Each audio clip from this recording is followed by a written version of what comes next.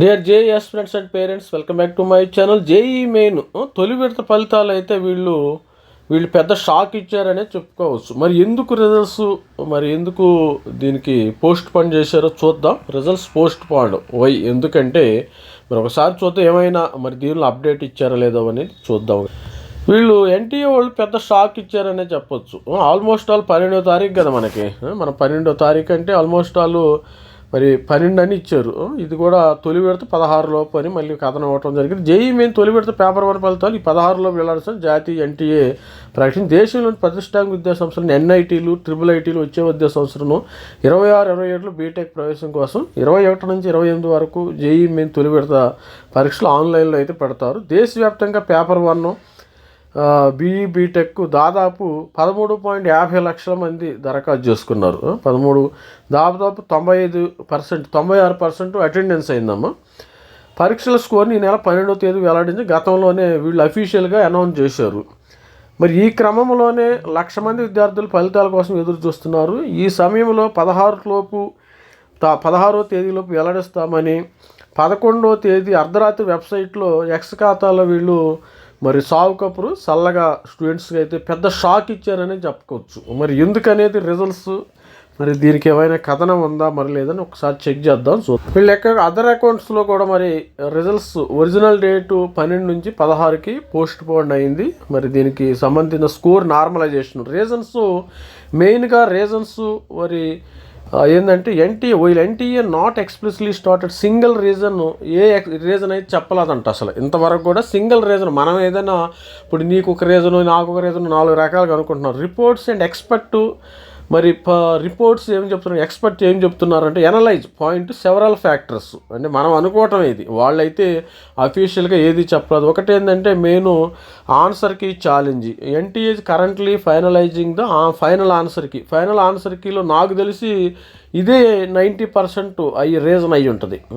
Final ఆన్సర్కి after reviewing numerous objections ఎక్కువ వచ్చినాయి అమ్మ స్టూడెంట్స్కి.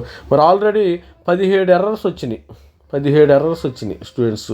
ఈ 17 ఎర్రర్స్లో మళ్ళీ వాళ్ళు సపోజ్ కొంతమంది కోచింగ్ సెంటర్స్ వాళ్ళు అలెన్స్ కానీ ఫిజిక్స్ వాళ్ళ కానీ కొంతమంది ఇండియాలో నార్త్ ఇండియాలో టాప్ మరి జేఈ మెయిన్ కోచింగ్ ఇచ్చేవాళ్ళు objections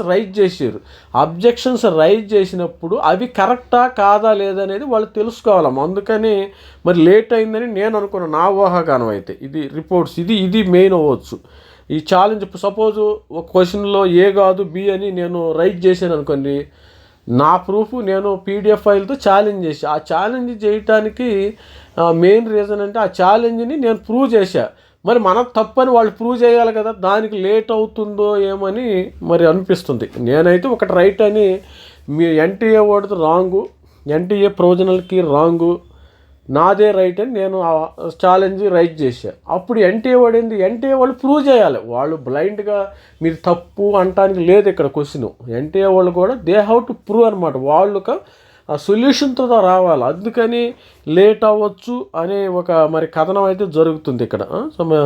reviewing numerous objection coaching federation వాళ్ళు ఆల్మోస్ట్ వాళ్ళు ఒక 17 క్వశ్చన్స్ రైజ్ చేశారు. ఆల్మోస్ట్ ఫిజిక్స్ వల్ల కానీ అలెన్స్ కానీ డిఫరెంట్ పెద్ద కార్పొరేట్ దిగ్గజాలు మొత్తం reportedly flagged 17 dispute questions which requires excessive verification.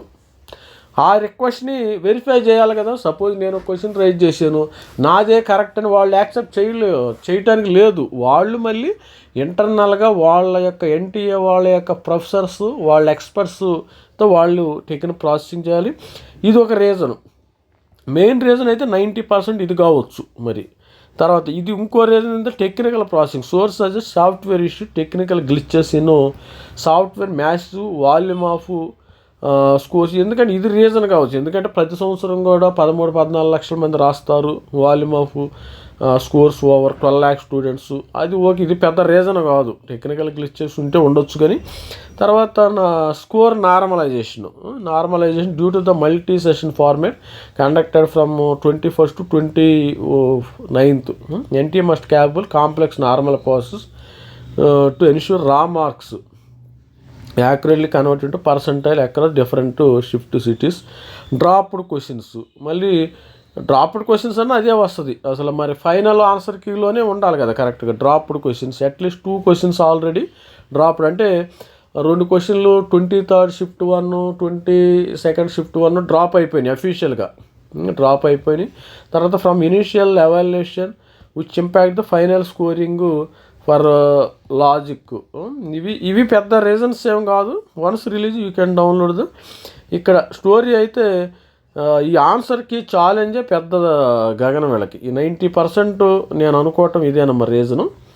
ఇది రీజను. మరి రీజన్స్ పోస్ట్ పోన్ అని 12 నుంచి 16కి పోస్ట్ పోన్ అవ్వడానికి ప్రధాన కారణం ఏంది ఈ వీడియోలో. జస్ట్ స్టూడెంట్స్కి ఒక ఐడియా రావటం వీడియో చేయటం జరుగుతుంది. ఇది స్టూడెంట్స్ ప్రతి ఒక్కళ్ళు కూడా ఛానల్ని సబ్స్క్రైబ్ చేయండి, లైక్ చేయండి. లైక్ చేస్తే అప్డేట్స్ వస్తూ ఉంటాయి మీకు. మరి 16 ఆన్ ఆర్ బిఫోర్, వీడు 16 అని మ్యాక్సిమం ఇచ్చాడు, కానీ ఒకవేళ 13 రిలీజ్ చేయొచ్చు, 13 నో ఛాన్స్, 14 కానీ 15 రిలీజ్ చేయొచ్చు, చెప్పలేము. ఎప్పుడైనా రిలీజ్ చేసి ఈ టైంలో రిలీజ్ చేయాలని రూల్ ఏం లేదు. వాడు 16 మ్యాక్సిమం డేట్ తీసుకున్నాడు, 15 కూడా రిలీజ్ అయ్యే అవకాశం ఉంటుంది. All the best. ఛానల్ అయితే సబ్స్క్రైబ్ చేయండి, లైక్ చేయండి. Thank you, bye. This is Ravikumar sir signing up. Thank you.